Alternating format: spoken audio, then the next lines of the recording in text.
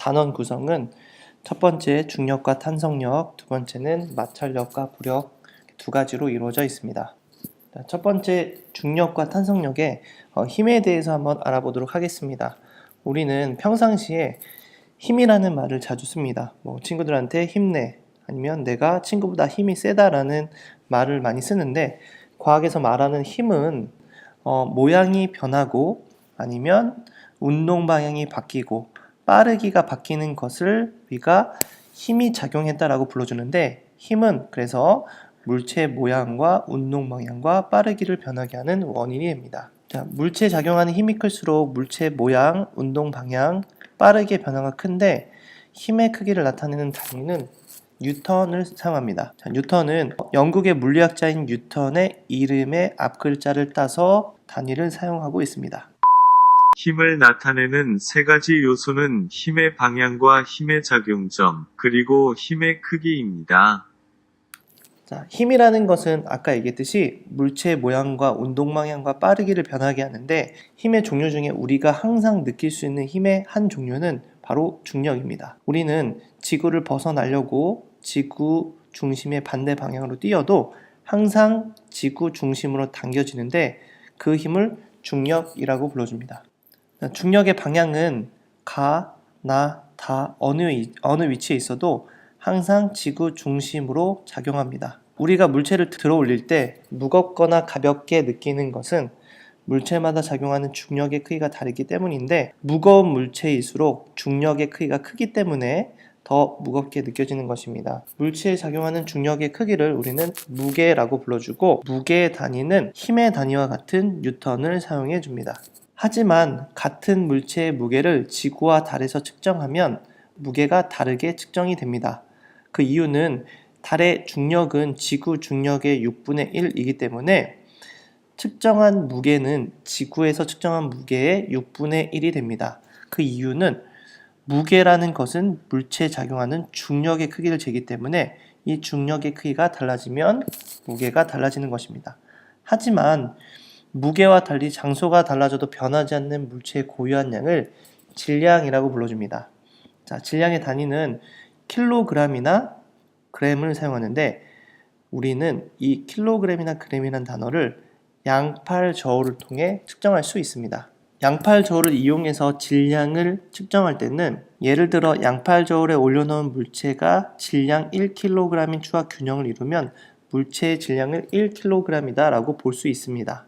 무게를 측정하는 측정 도구들은 보통 양쪽에 나뉘어져 있지 않고 지구 중심으로만 측정하는 경향이 있는데, 용수철 저울이나 체중계는 모두 지구 중심으로 중력의 크기를 재기 때문에 무게를 측정할 수 있는 것입니다. 지구 표면에서 질량 1kg인 물체의 무게는 9.8N입니다. 질량이 큰 물체는 지구 중력이 크게 작용하므로 무게도 크게 됩니다. 두 번째 힘의 종류 중에 하나는 원래 모양으로 돌아가려는 힘입니다. 우리가 많은 영상에서 고무줄을 여러 개 꼈을 때 수박이 깨지는 영상을 본 적이 있는데, 이 고무줄의 특성이, 그 힘이 바로 원래 모양으로 돌아가려는 힘입니다. 다시 보면 고무줄의 이러한 성질과 같이 변형된 물체가 원래 모양으로 돌아가려는 성질을 탄성이라고 불러주고, 탄성이 있는 물체를 탄성체라고 불러줍니다. 일상생활에서 탄성을 이용하는 예를 간단하게 보면, 자전거 인장의 용수철이 탄성력을 이용해서 충격을 흡수하고 있고, 또한 장대 높이뛰기 선수는 장대 탄성력을 이용해서 높이 뛰어오를 수 있습니다. 그래서 탄성력이라고 불러주는 건 변형된 물체가 원래 모양으로 돌아가려는 힘을 탄성력이라고 불러줍니다. 용수철을 통해서 탄성력을 측정할 수 있는데, 용수철의 원래 길이의 1N만큼의 추를 달게 되면 1cm가 늘어나고, 2N의 추, 즉 1N의 추 2개를 달게 되면 2cm가 늘어나게 됩니다. 이번에는 3N, 3개 1N의 추를 3개 달면 3cm가 늘어나는데, 이 늘어난 길이를 탄성력의 크기로 우리가 가늠할 수 있습니다.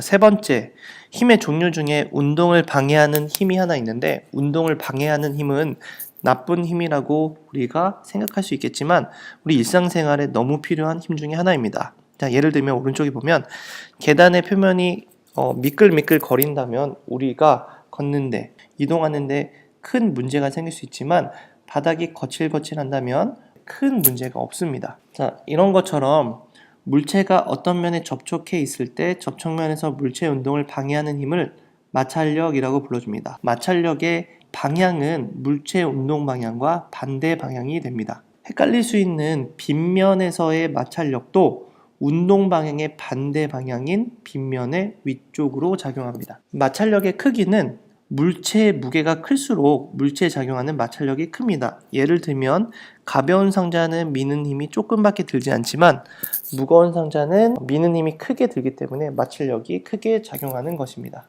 마찰력이 이용되는 실생활의 예를 보면 바닥이 울퉁불퉁한 등산화는 마찰력이 크기 때문에 잘 미끄러지지 않습니다. 미끄럼틀에 물을 흘려주면 여름철에 워터파크에 있는 미끄럼틀은 마찰력을 줄여서 빠른 속도로 내려갈 수 있도록 도와줍니다.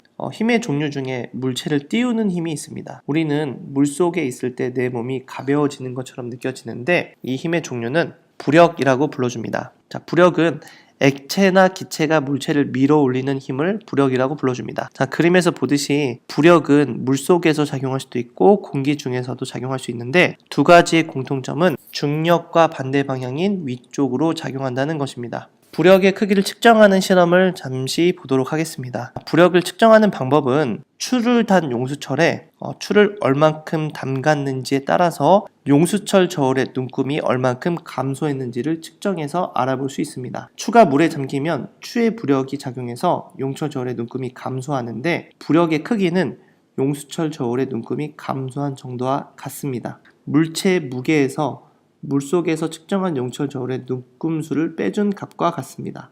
추가 물속에 절반 정도 잠겼을 때보다 완전히 잠겼을 때 부력이 더 크므로 물에 잠긴 물체의 부피가 클수록 부력이 더 크게 작용한다는 것을 알 수 있습니다. 예를 보면 화물을 실지 않는 배는 물속에 잠긴 배의 부피가 작고 화물을 가득 실은 배는 물속에 잠긴 배의 부피가 크기 때문에 화물을 실은 배가 화물을 실지 않는 배보다 부력이 훨씬 더 크게 작용합니다.